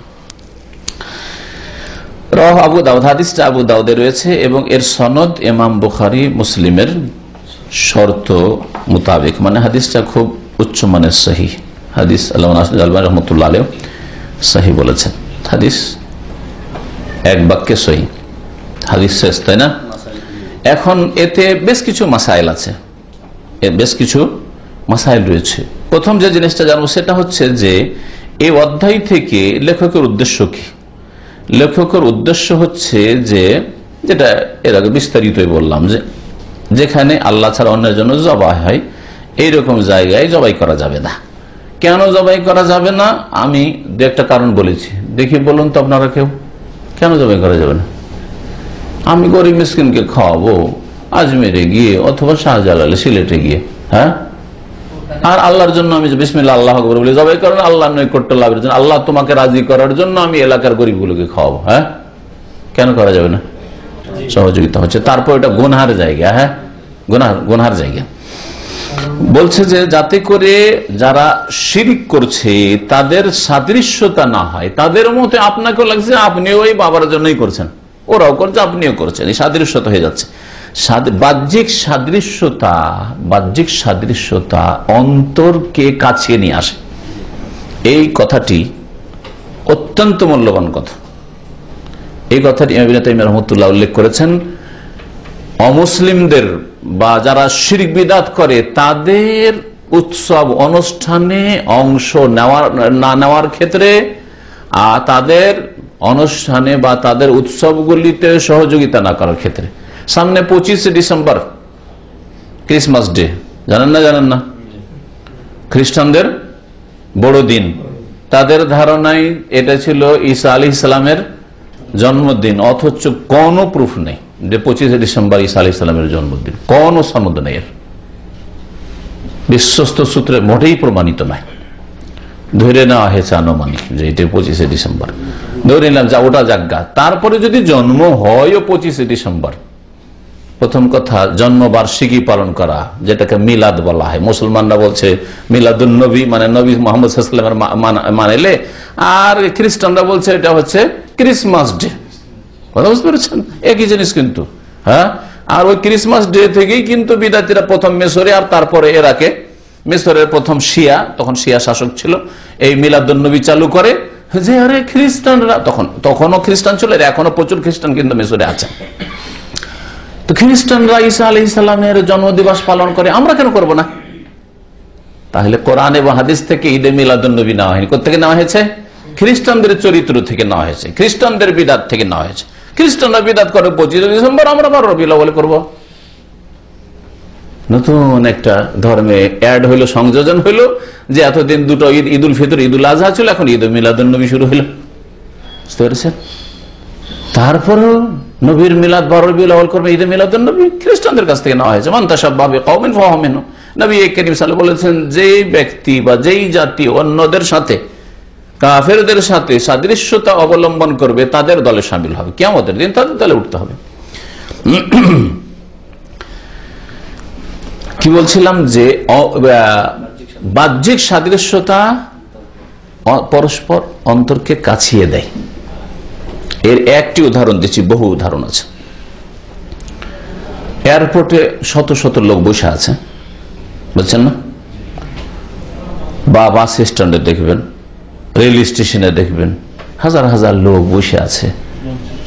সবাই কিন্তু নিজের মতো লোক খুঁজে, সবাই নিজের মতো লোক খুঁজে। বাহ্যিক সাদৃশ্যতা গোটা এয়ারপোর্ট দেখে আপনি দাড়িওয়ালা মানুষ, একটা দাড়িওয়ালা লোক অনেক দূরে দেখছেন, এগুলোতে সিট আছে না, বসে দেখি ওই দাড়িওয়ালার কাছে বসি, আমি দাড়িওয়ালা ওই দাড়িওয়ালার কাছে বসি, করে না মানুষ? তো বাহ্যিক এই দাড়ির সাদৃশ্যতা অন্তরকে কাছে নিয়ে গেল যে ওইখানে বসতে গেলেন আপনি, ঠিক আছে? সিগারেট যারা খায়, দাড়িওয়ালার দল বসে আছে, আরে কোন বিপদ হইল রে, আমি খাবো সিগারেট, দাড়িওয়ালাদের কাছে বসা যায়, কি করবে? খুঁজবে, দেখি কোথাও সিগারেট ওয়ালারা বসে আছে কি নাই। দেখছি ওই দিকে, হ্যাঁ, স্মোকিং এরিয়া লিখা আছে, এয়ারপোর্টে লিখাও আছে, হ্যাঁ, ছোট্ট করে একটু স্মোকিং এরিয়া, ওইখানে গিয়ে বসছি, পচা সড়া গন্ধে, নোংরা গন্ধে, ভালো মানুষের কাছে বসা নসিব হয় না। তাহলে বাহ্যিক সাদৃশ্যতা, ওরও পকেটে সিগারেট, আমারও পকেটে সিগারেট, আল্লাহ না করে আমার পকেটে, মানে ওরও, এরও পকেটে সিগারেট, ওরও পকেটে সিগারেট, আমি নিজে দিয়ে কেন নিব, গুনহার কাজ। এরও পকেটে সিগারেট আপনাদের দেখাচ্ছে না, কিন্তু ওই জন্য দেয়ালের দিকে দেখাচ্ছি, এরও পকেটে সিগারেট, ওরও পকেটে সিগারেট। এই জন্য দুইজনকে কাছে নিয়ে আসছে, চল ওই সিগারেট ওয়ালার কাছে আমি বসি, কারণ সিগারেট খাবো আমি, ভালো লোকের কাছে বসবে না, ঠিক না? জুব্বাওয়ালা লোকের পাশে বসতে যাবে, হ্যাঁ, টাইফাই লাগিয়ে আছে, আর তো আমার মতো টাইওয়ালা পাচ্ছেন, ওই আছে 2-3টা টাইওয়ালা আছে, ওই টাইওয়ালার কাছে গিয়ে বসবে, ঠিক কিনা? তাহলে বাহ্যিক সাদৃশ্যতা টাই অন্তরকে কাছে নিয়ে গেল না? বাহ্যিক সাদৃশ্যতা বিড়িওয়ালা সিগারেটওয়ালার কাছে গিয়ে বসলো, যে হ্যাঁ বাস্তব সত্য। আপনি যে কোনো জায়গায় আপনারা যে কোম্পানিতে কাজ করেন, এক জায়গায় সাইটে যখন হয়তো একটু বিশ্রামের সময় হলো, খাওয়া দাওয়ার সময় হলো, দেখবেন যে যার সাথে একটু মিলছে সকল সুরাতে কথাবার্তায়, ওর কাছে কি ঘনিয়ে বসবেন। হ্যাঁ, নিজের ডিস্ট্রিক্টের হইলো ওর কাছে বসবেন না, কারণ ওর সাথে মিলছে না। আপনি যে বলা হুজুর আর ও হচ্ছে প্যান্ট বাবু, তো হচ্ছে না, মিলছে না মনে হয়। হ্যাঁ, ও সিগারেট খাবে আর আপনি সিগারেট খান না, ও বসবেন না, যদিও একই এলাকার হইতে একই এলাকার। হ্যাঁ, তো আপনি বাহ্যিক সাদৃশ্যতা যদি অবলম্বন করেন, যে ক্রিসমাস ডে অভিনন্দন দিলেন, ধর এটা অন্তরকে কাছে নিয়ে আসবে কাফেরদের সাথে যারা বাতিল কাজ করছে। বাহ্যিক সাদৃশ্যতা যে ওরসের মেলায় শিরিককারীরা ওই মাজারের জন্য জবাই করছে, আর আপনি আল্লাহর জন্য জবাই করতে গেলে এই বাহ্যিক সাদৃশ্যতা অন্তরকে কাছে নিয়ে আসবে, ওই মুশরিকগুলিকে ভালোবাসতে মহব্বত করতে শুরু করে দেবে, জি ও কাছে আসবে আপনার। জি,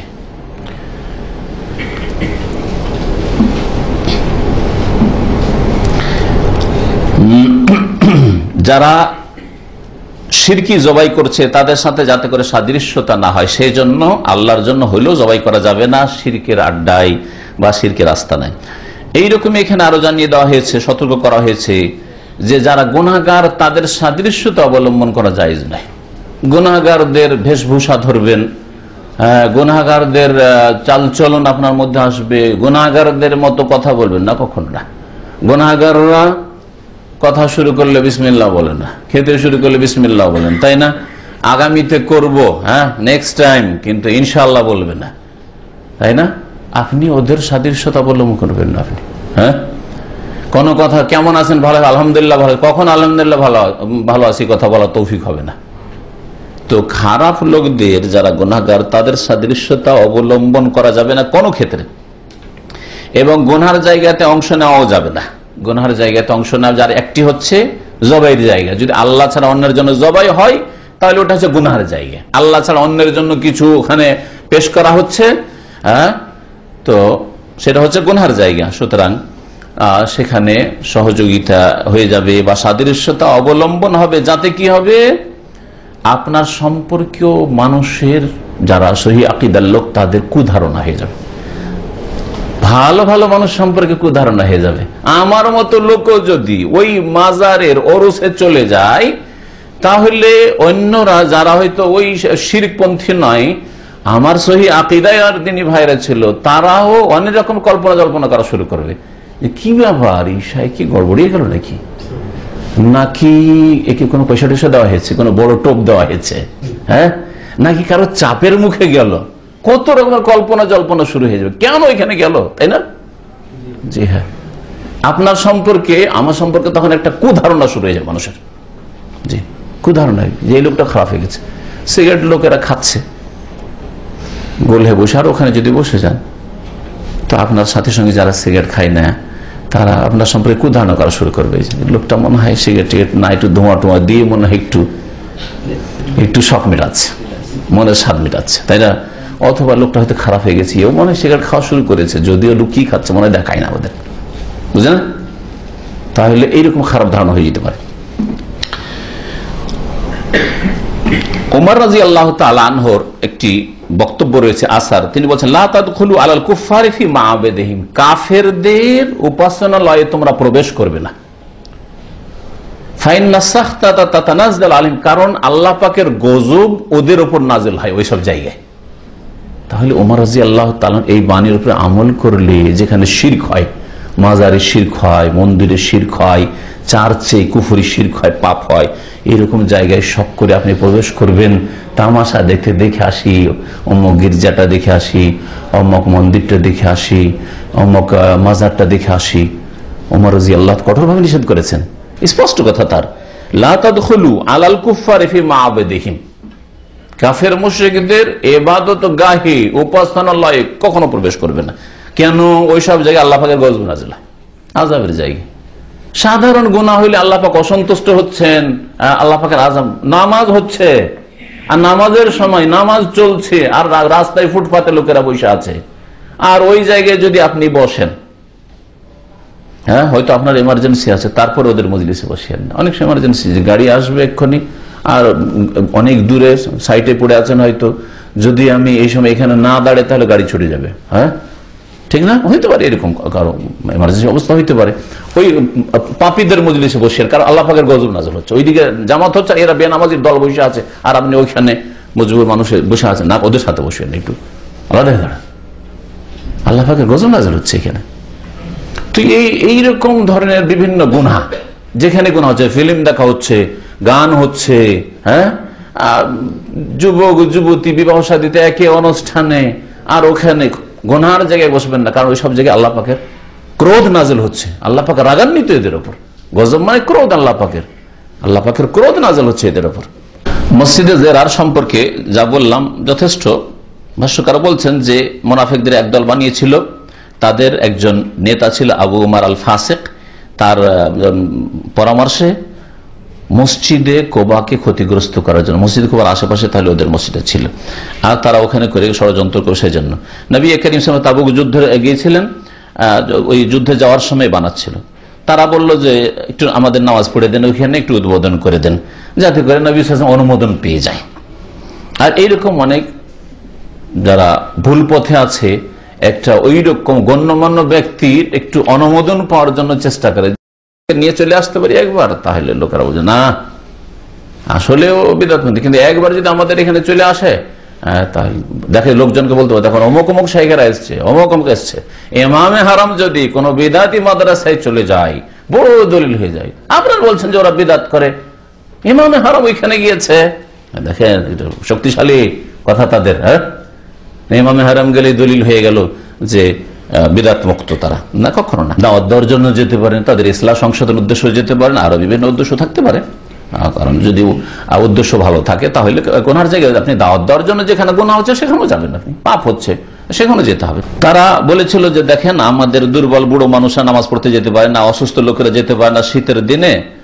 তখন নবী সাল্লাল্লাহু আলাইহি ওয়াসাল্লাম বলছেন ইন্না আলা সাফার, এখনো সফরে যাচ্ছি তো, ওয়ালাকিন ইযা রাজানা ইনশাআল্লাহ, তাবুক থেকে ফিরলে তোমাদের মসজিদে নামাজ পড়ে দেওয়া। ফালাম্মা কাফালা কারু মিনাল মদিনা, মদিনার কাছে ফিরে, তাবুক থেকে ফিরে নবী সাল্লাল্লাহু আলাইহি ওয়াসাল্লাম আসেন, নাযালাল ওহী বিখাবরিল মসজিদ, এই ওহীর যে আয়াতগুলি বললাম এই আয়াত নাযিল হয়ে গেল। ফাবাসা ইলাইহিন নবী সাল্লাল্লাহু আলাইহি ওয়াসাল্লাম, নবী করিম সাল্লাল্লাহু আলাইহি ওয়াসাল্লাম পাঠালেন, মিন হাদমিহি ক্বাবলা কুদুমিহি, মদিনায় কদম রাখার আগেই নবী সাল্লাল্লাহু আলাইহি ওয়াসাল্লাম বলে যে আগে ভেঙে ফেলো মসজিদ। নবী সাল্লাল্লাহু আলাইহি ওয়াসাল্লাম তাহলে ক্ষতি সাধনের উদ্দেশ্যে, ষড়যন্ত্রের উদ্দেশ্যে মসজিদের নাম দিয়ে যা তৈরি হয় তা ভেঙেছেন। তো এইরকম নিশ্চিত যদি হন যে এইরকম অসৎ উদ্দেশ্য রয়েছে, তাহলে তা করা যাবে, এর দ্বারা বোঝা গেল। এতে আরেকটি কথা উল্লেখ করা হয়েছে, মান্নত। হ্যাঁ, তাই না? মান্নত সম্পর্কে বিস্তারিত আলোচনা আসছে। যদি গুনাহের ক্ষেত্রে মান্নত হয়, তখন নবী সাল্লাল্লাহু আলাইহি ওয়াসাল্লাম কি বলেছেন, লা ওয়াফা লিনাযরিন ফি মাসিয়াতিল্লাহ, আল্লাহর নাফরমানি করার জন্য কেউ যদি মান্নত করে, তাহলে সে মান্নত পুরা করা কি জায়েজ নাই। কেউ যদি, আর এই সব মান্নত কিন্তু আমাদের দেশের মূর্খ লোকেরা করে। আমার যদি বেতন বেড়ে যায় না, তো তোরা সবকে একটা করে সিগারেট খাওয়াবো, সব সিগারেট পার্টি করে না, করে। রাজনৈতিক নেতারা যদি আমরা এবার পাশ করি, তা আমাদের যতগুলি এমপি আছে সবগুলিকে মদ খাওয়াবো। আরে মদ তো কোনো ব্যাপার না আজকাল নেতাদের কাছে। হ্যাঁ, কারণ ওদের অধিকাংশ লোকের শিক্ষা হচ্ছে পশ্চিমা শিক্ষা। হ্যাঁ, ইউরোপিয়ানদের পানির চাইতে বেশি তারা, আমেরিকান পশ্চিমারা, এরা অধিকাংশই মদকে পানির চাইতে বেশি ব্যবহার করে, পানির চাইতে কম ব্যবহার করে না। অথচ মদ খাওয়াইস উম্মুল খাওয়াইস, নবী সাল্লাল্লাহু আলাইহি ওয়াসাল্লাম বলছেন যে যত নোংরা আছে, নোংরার মা এটা না, নোংরার জড়, নোংরামি বা পাপের শিকড় হচ্ছে, জড় হচ্ছে মদ। কারণ নবী সাল্লাল্লাহু আলাইহি ওয়াসাল্লাম বলেছেন কেমন করে, সমস্ত পাপের জড়। শিরক কুফরি চাইতে বড় তো নাই, হ্যাঁ, খুন করার চাইতে বড় পাপ তো নাই, জেনা করার চাইতে বড় পাপ তো নয়, মদ নিশ্চয় নয়। কিন্তু নবী সাল্লাল্লাহু আলাইহি ওয়াসাল্লাম এভাবে বুঝিয়েছেন, কেউ যদি মদ খায়, মদ খাওয়ার পরে সে পাগল হয়ে যায়, সেন্স হারিয়ে ফেলে, তখন সে শিরকও করতে পারে, মন্দিরও সেজদা করতে পারবে, মাজারও সেজদা করতে পারবে, কুফরি করতে পারবে, নাস্তিকতার কথাও বলতে পারবে, হ্যাঁ, আল্লাহ নেইও বলে দিতে পারবে, ঠিক না? কিচ্ছু বোঝে না সে, তার খুনও করবে, জেনাও করে নিবে। হ্যাঁ, আর যারা এইরকম চরিত্রহীন তারা মদখোর অধিকাংশ। যারা মদখোর অধিকাংশ চরিত্রহীন, দুটোর সাথে খুব খুব ঘনিষ্ঠ মিল আছে। অধিকাংশ যারা লুচ্চা চরিত্রে তারা মদখোর, আর অধিকাংশ মদখোর ওরা এই চরিত্রের, মদ খেয়ে দিয়ে এইসব কাজ করে, মাতাল হয়ে নারী পুরুষ। কি বলছিলাম, যে কেউ যদি গুনহার মান্যত করে তো পুরা করবে। আমার ছেলে যদি পাস করে, আমার যদি স্যালারি বাড়ে, তাহলে এই করব, কাজটা হচ্ছে গুনাহ, তাহলে পুরা করা যাবে? পুরা করা যাবে না। আমি যদি সৌদি আরব চলে যাই, গ্রামে কোনো লোক হয়তো কষ্ট দিয়েছে, কোন লোক কষ্ট দিয়েছে, আমি যদি সৌদি আরব চলে যাই, এ জালেম কত যে জুলুম করেছে, এর সাথে জীবনে কথা বলবো না। কাজটা ভালো, কথাটা ভালো বললেন আপনি। কোনো মুসলিমের সাথে 3 দিনের বেশি কথা বন্ধ করা জায়েজ নাই, তাহলে এটা গুনার কাজ, আপনি গুনার কাজের মান্যত করলেন। তাহলে কি করতে হবে? আপনার এই মান্যত পুরা করা চলবে না, জায়েজ নয়। গুনার কাজে যদি মান্যত হয়, আর সেটা ভাষ্যকারগণ বা ফুকাহায়ে উলামারা বলেছেন, সেটা যদি শিরক হয়, বড় শিরকের, যদি আমার ছেলে পাশ করে নাই, তাহলে আমি মাজারে আগরবাতি দেব, মোমবাতি দেব, হ্যাঁ, মাজারে গিয়ে একটা খাসি জবাই করব, তাহলে পুরা করা যাবে মানত? এটা হচ্ছে শিরক, পুরা করা যাবে না। এটা পুরা করা যাবে না। আর অন্য কোনো গুনাহ, শিরকের নিচে অন্য কোনো গুনাহ আর যদি কেউ মান্যত করে, তাও পুরা করা যাবে না। শিরক কুফরি যদি কেউ মান্যত করে, পুরাও করা যাবে না, আর সেটা বাতিল, তার মান্যতই হয়নি, তার মান্যতই হয়নি তার, ওলামারা বলছেন। আর যদি গুনার ক্ষেত্রে মান্যত করে থাকে, তাহলে সেই মান্যতের কাফারাও লাগবে একদল ওলামাদের কাছে। আর এটাই ঠিক, কারণ একটা হাদিসে রয়েছে যে কেউ যদি গুনার কাজে, সেখানে শিরকের কথা বলা হয়নি, কিন্তু এমনি গুনার কথা, গুনার কাজে কেউ মান্যত করে ফেলে যে আমার এটা যদি পুরা হয়, তাহলে একটা কেমন কাজ করবো বলেছে, যে সেটা গুনার কাজ, তাহলে ওই মান্যত পুরা করাও যাবে না, আর ওকে কসমের কাফারা দিতে, অকাফারাত ও কাফারাতে আমি নবী সাল্লাল্লাহু আলাইহি ওয়াসাল্লাম রয়েছে, ওর কাফারা হচ্ছে কসমের কাফারা, কসমের কাফারা যা আছে তা দিতে হবে। আসল মাসলা যেটা আমাদের আজকের দর্শে, সেটা হচ্ছে যে জায়গায় আল্লাহ ছাড়া অন্যের জন্য জবাই হয়, সেই জায়গায় আল্লাহর জন্য জবাই করা যাবে না। কেন বলছে যে যেসব জায়গায় শিরক হচ্ছে, সেসব জায়গাকে আপনি আরো জাগ্রত করে তুললেন, আরো জমজমাট করে তুললেন, এই সহযোগিতা হইল। এবং শিরকের জায়গা হচ্ছে আল্লাহ পাকের গজবের জায়গা, যেমন ওমর রাদিয়াল্লাহু তাআলা আনহু বললেন। তারপরে ভাষ্যকার আর একটা জিনিস উল্লেখ করেছে, যেটা আপনাদের জন্য আমাদের জন্য খুব উপকারী হবে, সেটা হচ্ছে যে ঈদ উৎসব। কারণ এই হাদিসে ঈদের কথা উল্লেখ করা হয়েছে। আরবিতে ঈদ মানে উৎসব, কিন্তু আরবিতে ঈদ মানে শুধু ঈদ উল ফিতর, ঈদ উল আজহা নয়। তাহলে যে কোনো উৎসবকে আরবি ভাষায় কি বলা হয়? ঈদ বলা হয়। আমরা উৎসব বলি, ঈদটা ইসলামিক ভাষায় রেখেছে, এই জন্য ঈদ উল ফিতর, ঈদ উল আজহা বলি, হ্যাঁ। কিন্তু আসলে যে কোনো উৎসবের নাম আরবি ভাষায় ঈদ। ঈদকে ঈদ কেন বলা হয়, বা উৎসবকে ঈদ কেন বলা হয় আরবিতে? আদা ইয়াউদ শব্দ থেকে ঈদ শব্দটি, আদা ইয়াউদ মানে কোনো কিছু ফিরে আসা, বারবার ফিরে আসে, একটা জিনিস বারবার ফিরে আসছে, এর নাম হচ্ছে ঈদ। ঈদকে তাহলে ঈদ কেন বলা হয়? যে ঈদ বারবার ফিরে আসে, বছরে একবার ফিরে আসবে, 12 মাসে একবার ঈদ উল ফিতর আসবে, 12 মাসে একবার ঈদ উল আজহা আসবে। হ্যাঁ, সে শরীয়ত সম্মত ঈদ হোক, যেমন উদাহরণ দিলাম, বেদাতি ঈদ হোক, 12 মাসে একবার ঈদে মিলাদুন্নবী আসবে, তাই না? উৎসব, এখন এই ধর্মীয় এগুলো সে বিদাতি হোক আর সুন্নতি হোক, ওগুলো বাদ দিয়ে এখন উৎসবে আসেন।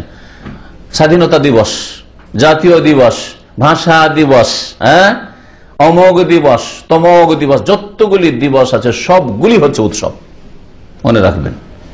এগুলি বছরে একবার করে ফিরে আসে না?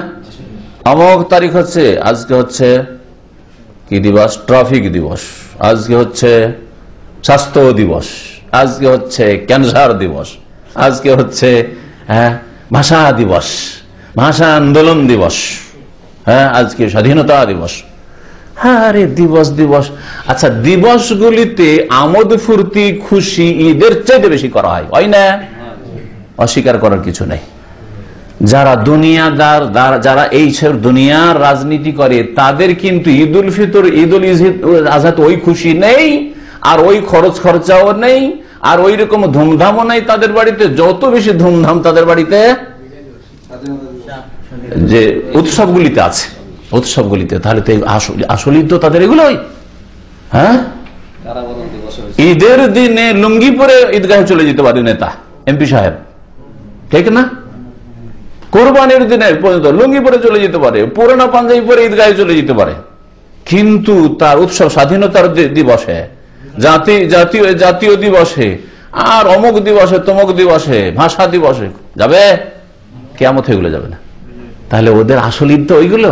সেজন্য কখনো ধোঁকা খাবেন না। এই ক্ষেত্রে কোরআন এবং হাদিসের মাসলা ফতোয়া হচ্ছে যে এগুলো ঈদ আর এগুলি হারাম ঈদ। কারণ ইসলাম দুটো শুধু ঈদ দিয়েছে। ঈদে মিলাদুন্নবী যদি বিদাত হয় তাহলে অন্য ঈদ অবশ্যই বিদাত। এছাড়াও রাজনীতির ক্ষেত্র ছাড়া ফিরে আসেন নিজের ব্যক্তি জীবনে, ম্যারেজ দিবস পালন করে, বিবাহ হয়েছে আপনাদের মধ্যে কত কেউ হয়তো করে, হ্যাঁ, ম্যারেজ দিবসে একটা অলংকার কমপক্ষে এনে দিতে হবে, একটা কিছু দামি কিছু এনে দিতে হবে বিবি সাহেবাকে, হ্যাঁ, আর সেই দিন বাড়িতে ভালো মন্দ কত সুন্দর সুন্দর খাবার হইতেই হবে। ঈদের দিনে হয়তো এরকম খুশি হয়নি যত বিবাহ দিবসে আমোদ ফুর্তি হচ্ছে বাড়িতে, তাই না? তারপরে বার্থডে পালন করা, ছেলের জন্মদিবস, আমার অমুক মেয়ের জন্মদিবস, এটা হচ্ছে আমার মায়ের জন্মদিবস, এটা আমার বাপের জন্মদিবস, এগুলো ঈদ। এগুলো ঈদ। ঈদের মানে উৎসব, এগুলো উৎসব। আর এই উৎসবগুলি কে শিখিয়েছে? আল্লাহ শিখায়নি, রসুল শিখানি, সাহাবাই কেরামও শিখাননি, ইমাম আবু হানিফা, শাফি, মালিক, আহমদও শেখানি, এগুলো ইহুদি নাসারারা শিখিয়েছে। মান তাশাব্বাহা বিকওমিন ফাহুম, তাদের কাছ থেকে শেখা হয়েছে, যাদের সাথে সাদৃশ্যতা অবলম্বন করবে তাদের দলে শামিল হবে। তাহলে এগুলি কোনোটাই জায়েজ না, এগুলি হচ্ছে সব বিদাতি হারাম ঈদ। তাহলে ঈদ, এখন ঈদ সম্পর্কে যে আলোচনাটা এখানে পেশ করেছেন তাতে তিনি বলছেন ঈদ দুই রকমের, ঈদে জামানি, ঈদে মাকানি। হ্যাঁ, কালগত ঈদ আর স্থানগত ঈদ। আমরা কিন্তু উৎসব, এখন উৎসব শব্দটা, উৎসব কিন্তু আমরা সময়গত বুঝি, সময় কাল দুটো, সময় বা কাল একই জিনিস। কালগত ঈদ আর স্থানগত। স্থানগত ঈদও অত্যন্ত গুরুত্বপূর্ণ না, স্থানের উৎসব যে একটা হচ্ছে স্থান, ওই স্থানে মেলা লাগবে, ধুমধাম হবে, খরচা করা হবে, আমোদ ফুর্তি করা হবে। স্থান এটা হচ্ছে আমাদের জাতীয় ময়দান, এটা হচ্ছে আমাদের অমুক ময়দান, এই জায়গায় উৎসব হবে, বা ধর্মের রং দেওয়া হোক, হ্যাঁ, অমুক মেলা লাগে, মাজার, এগুলো হচ্ছে ঈদ। স্থানগত ঈদ, এই মাজারগুলি হচ্ছে স্থানগত ঈদ। আর সময়, অমুক সময়, ওইটা হচ্ছে কালগত, সময়গত ঈদ। ঈদ হচ্ছে দুই রকম। তো ভাষ্যকার এই জন্য এখানে বলছেন যে ঈদ হচ্ছে প্রথম ভাগ ঈদের হচ্ছে যে শরীয়তি ঈদ, আর আরেকটা হচ্ছে বেদাতি ঈদ। শরীয়ত সম্মত ঈদ হচ্ছে ঈদ উল ফিতর, ঈদ উল আযহা, বাস। হ্যাঁ, এটা হচ্ছে হ্যাঁ কালগত সময়গত ঈদ না স্থানগত ঈদ? কালগত সময়গত ঈদ। এই ঈদে কিছু ইবাদত করা হয়, যেমন নামাজ, কুরবানি, তাই না? ঈদ উল ফিতর নামাজ পড়ে, ঈদ উল আযহা নামাজ পড়লেন, কুরবানি করলেন। এইরকম কিছু অভ্যাসগত কিছু কাজ করা হয় যেগুলো নবী সাল্লাল্লাহু আলাইহি ওয়াসাল্লাম করতে বলেছেন, যেমন ভালো লেবাস পোশাক পরা, কিছু খেলাধুলা করা, খুশি করা, ভালো খাওয়া দাওয়া করা, এগুলি করে থাকি। শরীয়ত সম্মত ঈদ দুই প্রকার, জামানি এবং মাকানি। স্থানগত বলছে মা ইয়াউদু ফি কুল্লি জামানি ওয়া ইয়াতাকাররাবু ফি আলাকাল জুমআহ। সময়গত ঈদ যেমন জুমার দিন, হ্যাঁ, সাপ্তাহিক ঈদ, এটা ঈদ উল ফিতর, ঈদ উল আযহা। স্থানগত ঈদ মা ইয়াতাকাররারুল আউদু ইলাইহি, যাতে যেখানে বারবার করে মানুষ ফিরে আসে, আর যতবার যাক মন ভরে না। শরীয়ত সম্মত স্থানগত ঈদ যেমন মসজিদে হারাম, মসজিদে নববী, মসজিদে আকসা, হজের স্থান, আরাফা, মুজদালিফা, মিনা, এই জায়গায় যতবার হজ করেন মন ভরে যাবে যে হয়ে গেছে, 5টা হজ হয়ে গেছে, আর করবো না জীবনে। করবেন? আল্লাহ যদি সুযোগ দেয় প্রতি বছর যাব, তাই না? তাহলে একজন মুসলিম যদি সত্যি মুসলিম হয় তো এই জায়গাগুলির সাথে ওই উৎসবের সম্পর্ক আছে আমার, হ্যাঁ, আপনার, তাই না? খুশির সম্পর্ক আছে। জি, এগুলো হচ্ছে ঈদে মাকানি। তাহলে ঈদে জামানি, ঈদে মাকানি শরীয়ত সম্মত। দেখেন ঈদ উল ফিতর, ঈদ উল আযহা বাস কালের ক্ষেত্রে, আর স্থানের ক্ষেত্রে মসজিদে হারাম, মসজিদে নববী, তারপরে হজের স্থানগুলি যেমন মিনা, আরাফা, মুজদালিফা, সেগুলি। আর ওই মাজারের স্থানগুলি, এগুলি কি শরীয়ত সম্মত স্থান? হ্যাঁ, স্থানগত। ঈদ না, আয়াদ। দ্বিতীয় হচ্ছে বেদাতি ঈদ। বেদাতি ঈদ কি? যেগুলি মানুষরা যেগুলির তাজিম করে থাকে, শ্রদ্ধা সম্মান করে থাকে, সে সময় হোক, কাল হোক অথবা স্থান হোক, কিন্তু তার শ্রদ্ধা সম্মান লাম ইয়ারিদ শার'উ বিতাজিমিহি, কোরআন হাদিসে নেই। কোরআন হাদিসে ওই স্থানের শ্রদ্ধা সম্মানও নেই, ওই সময় কালেরও শ্রদ্ধা সম্মান নেই। যেমন তাজিম ইয়াউমিল মাউলিদ, ঈদে মিলাদুন নবী, নবী সাল্লাল্লাহু আলাইহি ওয়াসাল্লামের হোক অথবা আপনার বাপ মায়ের হোক অথবা নিজের হোক, স্ত্রীর হোক, ছেলে মেয়ের হোক বার্থডে। এইরকমই নিসমিন শাবান, ভাষ্যকার বলছেন এইরকমই হচ্ছে শবে বরাত। শবে রাত, উৎসবের রাত, উৎসবের রাত কত খরচ করা হয়। মিন রাজাব, এইরকমই মেরাজের রাত মনে করে 27 রজবের রাত, বেতবার আন্না মুনাসাবা দিন, এগুলোকে ধর্মীয় উৎসব মনে করা হয়। এইরকমই বিদাত ঈদ হচ্ছে কোন শাসক ক্ষমতা এসছে, অমুক তারিখে আমরা ক্ষমতা এসছি, সুতরাং ওটা আমাদের ঐতিহাসিক উৎসবের দিন, তাই না? এগুলি লেখক উদাহরণগুলি দিয়েছেন, আমি নিজের পক্ষে কোনটাই বলিনি। ওয়া তারিখুল ইস্তিলাল বুলদান, অথবা অমুক তারিখে আমরা ওই এলাকা দখল করেছি। অনেক সময় যুদ্ধে এক দেশ আরেক দেশের কিছু অংশ দখল করে, এরকম আগের যুগে তো খুব বেশি হইতো, এখন যদিও হয়ে থাকে, হয়েছে।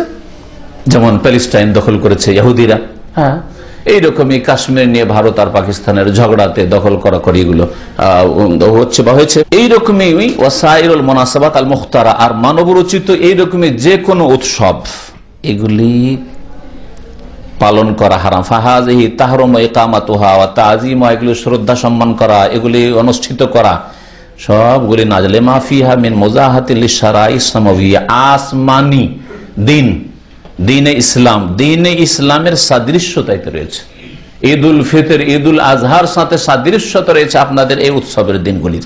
আর এগুলি এই জন্য হারাম, আর একটি কারণ ওয়ালি আন্না তাজিম আল আয়াদিল মুখতারা, মানবরচিত উৎসবের তাজিম, শ্রদ্ধা সম্মান এবং সেগুলি উদযাপন করা, এতে কি করে ইয়ানকুসু মিন তাজিমিল আয়াদিদ, ধর্মীয় ঈদগুলি তার সামনে ফিকা হয়ে যায়, ঠান্ডা হয়ে যায়। ফিকা বুঝেন, ঠান্ডা হয়ে যায়। ঈদ উল ফিতর, ঈদ উল আজহার কোনো গুরুত্ব নেই, কিন্তু অমুক দিবস, অমুক তারিখ, আমাদের দেশের এটা হচ্ছে স্বাধীনতা দিবস, জাতীয় দিবস, বিজয় দিবস। তারপরে লেখক আরেকটি বিষয় উল্লেখ করেছেন, আযযাব ওয়ালিল্লাহি ফি আমাকিনি শিরকি বিদআতুন। আগে বলে দিয়েছি হুকুমটি, যে শিরকের জায়গায় যদি আল্লাহর জন্য জবাই করেন, বিসমিল্লাহ আল্লাহ বলে জবাই করলেন, আর আল্লাহ সন্তুষ্টির জন্য জবাই করলেন, গরিব মিসকিনকে খাওয়াইবেন, ওই পীর বাবাকে খুশি করার সামান্য নিয়ত নেই। কি খুশি করবেন মৃত মানুষকে? আল্লাহ যা দিয়ে খুশি করে তা করবে, কিন্তু আপনি কিসের খুশি করবেন ওকে আবার? তো এটা বিদাত, ওয়া শিরকুন আসগার, এটা ছোট শিরক। ওয়া যাবিহাতু হালাল, বিসমিল্লাহ আল্লাহ বলে জবাই করেছেন, আল্লাহর নামে জবাই করেছেন, যদিও হারাম জায়গায় জবাই করেছেন, জবিহা খাওয়া যাবে। তারপরে সৌদি আরবের এক অবস্থা, এখানকার এক বড় আলেম উল্লেখ করেছেন যে এই রিয়াজ আর রিয়াজের আশেপাশে প্রাচীন যুগে এই আলে সৌদ হাফিজাহুমুল্লাহ তাআলা, এই সরকার মালিক আব্দুল রহমতুল্লাহ আলাই এবং তার আগে যে তাদের পূর্বপুরুষরা ছিল, প্রায় 300 বছর হচ্ছে এদের সময়কাল, রাজত্বের সময়কাল 300 বছর কাছাকাছি হচ্ছে, প্রথম যুগ থেকে শুরু করে। তো এই 200-250 বছর বা 300 বছর আগে এখানে বড় বড় শিরক হতো। কি করতে এরা বলছে যে কাগাইরে মিন মুশরিকি আখিরি হাযিল উম্মাহ, যেমন অন্যান্য দেশে কবর মাজারের পূজা হচ্ছে, মুসলমানরা করে, ওই রকমই এরা কি করতো, ইয়াজবাহুনা লিল জিন্নে, এই রিয়াজ এলাকাতে জিনের জন্য জবাই করতে যেত। লে তালাবি শেফায়ে মিনহুম লে মারদাহুম, রোগী বাড়িতে আছে, অসুস্থ আছে, আর জিনের আস্থানা বলতে অমুক জায়গায় মরুভূমিতে জিনের আস্থানা আছে, ওইখানে জবাই করলে রোগ ভালো হয়ে যাবে, জিন খুশি হয়ে যাবে। ওয়ায়াত্তাখিযুনা লিযযাফি মাকানান মুখাসসাসান, আর বিশেষ জায়গায় তারা জবাই করে থাকতো, তাদের বাড়িতে অথবা কোনো জায়গায়।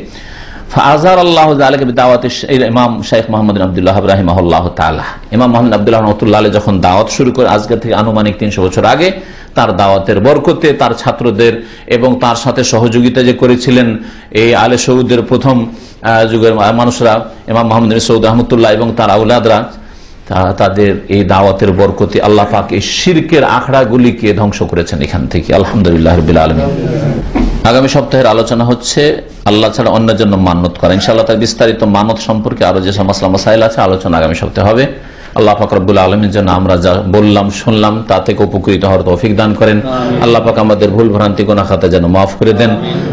শিরকের গুনাহ, বিদাতের গুনাহ আর অন্যান্য জীবনে যেসব গুনাহ আমাদের রয়েছে আল্লাহ পাক সমস্ত গুনাহ যেন মাফ করে দেন। আমাদের অন্তরকে যেন খালিস করে দেন। আল্লাহ পাক রব্বুল আলামিন যেন আমাদেরকে খালিস অন্তর থেকে নবী করিম সাল্লাল্লাহু আলাইহি সাল্লামের ইত্তেবা অনুসরণ করার, মহব্বত করার তৌফিক যেন দান করেন। তার আদর্শ মোতাবেক চলার যেন তৌফিক দান করেন। আল্লাহ পাক রব্বুল আমাদের দুনিয়া আখিরাতে যেন ভালো করেন, কল্যাণ করেন। আল্লাহ যেন আমাদের রুজি রিজিকে আয়ুতে বরকত দান করেন। আল্লাহ পাক আমাদের সুস্থ রাখেন। আল্লাহ পাক রব্বুল আলামিনের কাছে দোয়া করি আল্লাহ পাক যেন আমাদের সকলকে জান্নাতুল ফিরদৌস দান করেন। সুবহানা রাব্বিকা রাব্বিল ইজ্জাতি আম্মা ইয়াসিফুন ওয়া সালামুন আলাল মুরসালিন ওয়ালহামদুলিল্লাহি রাব্বিল আলামিন। ওই কিতাবটাকে ছাড়তে হবে আর ওই কিতাবে কারেকশন করতে হবে, তরিকাটা পাল্টাইতে হবে। আর বাকি তাবলীগ মানে ইসলাম প্রচার মানে কোরআন হাদিসের প্রচার। কোরআন হাদিসের প্রচার করা ফরজ, কোরআন এবং হাদিসের প্রচার করা, ওয়াহির প্রচার করা ফরজ। প্রচারের নাম হচ্ছে তাবলীগ। আল্লাহ পাক নবীকে স্বয়ং বলছেন বাল্লিগ, তুমি তাবলীগ করো মানে পৌঁছাও। মা উনজিলা, কি পৌঁছাও? হ্যাঁ, কিসসা কাহিনী, শিরক বিদআত ওয়ালা জিনিস, ভুল জিনিস। মা উনজিলা ইলাইকা মির রাব্বিক, তোমার রবের পক্ষ থেকে তোমার উপর যা নাযিল হয়েছে। কি নাযিল হয়েছে? ওয়াহি নাযিল হয়েছে। ওয়াহি হচ্ছে দুই রকম, ওয়াহি মাতলু, ওয়াহি গায়র মাতলু। ওয়াহি মাতলু হচ্ছে তেলাওয়াত করা কোরআন কারীম, আর গায়র মাতলু হচ্ছে রাসূলের হাদিস। তো কোরআন পৌঁছাও আর রাসূলুল্লাহ সাল্লাল্লাহু আলাইহি ওয়াসাল্লামের সহিহ হাদিস পৌঁছাও। কোরআন এবং হাদিসের বাইরে যদি কোনো কথা থাকে আর আমি মতিউর রহমানও বলি তাহলে ছুঁড়ে ফেলা ফরজ। কথা বুঝতে পেরেছেন? জি, এমন নয় যে আমি সহি আকীদা আর দাবি করি আর আপনারা মনে করেন যে আমি সহি আকীদার সেজন্য আমার ভুল হবে না, এমন কথা নাই। যদি আমার কথা যদি হয় আর একটা হাদিসের খেলাফ হয় একেবারে ছুঁড়ে ফেলা ফরজ। কিন্তু নিশ্চিত হইতে হবে যে এটা হাদিস অমুক হাদিসে সহি হাদিসের খেলাফ বা কোরআনের আয়াতের খেলাফ। আর আপনি কোরআনের আয়াত বা হাদিসের অপব্যাখ্যা করে যদি ভুল বলেন তো সেটা তার ভুল হবে না। জি, সুবহানাকা আল্লাহুম্মা বিহামদিকা আশহাদু আল্লা ইলাহা ইল্লা আনতা আস্তাগফিরুকা ওয়া আতুবু ইলাইক। কাফারাতুল মজলিস, মজলিসের কাফারায় নবী করিম সাল্লাল্লাহু আলাইহি ওয়াসাল্লাম এই দোয়া পড়তেন। ওতে যদি যে বলছে তার ভুল হয় আল্লাহ মাফ করে দেবেন। যারা শুনছেন তাতে গাফিলতি হইলো, একটু ঝিমাইলেন, ঘুমাইলেন, অথবা অবশ্যই একটু গল্প করলেন যে মোবাইল রিসিভ করেছেন, ভুল করছেন, তো আল্লাহ পাক মাফ করে দেবেন। হ্যাঁ, কাফারাতুল মজলিস, মজলিসের কাফারা হয়ে যাবে। একটু হাসাহাসি অন্য মনস্ক হলেন, এইদিকে কোরআন হাদিসের কথা হচ্ছে, ওইদিকে একটু হাসাহাসি করতে গিয়ে একটু লাইন ছুটে গেল, কিছু শুনলেন না, এইসব ঘাটতি আল্লাহ সব মাফ করে দেবেন। সুতরাং এই দোয়াটি পড়ার অভ্যাস করেন মুখস্থ। সুবহানাকা আল্লাহুম্মা ওয়া বিহামদিকা আশহাদু আল্লা ইলাহা ইল্লা আনতা আস্তাগফিরুকা ওয়া আতুবু ইলাইক।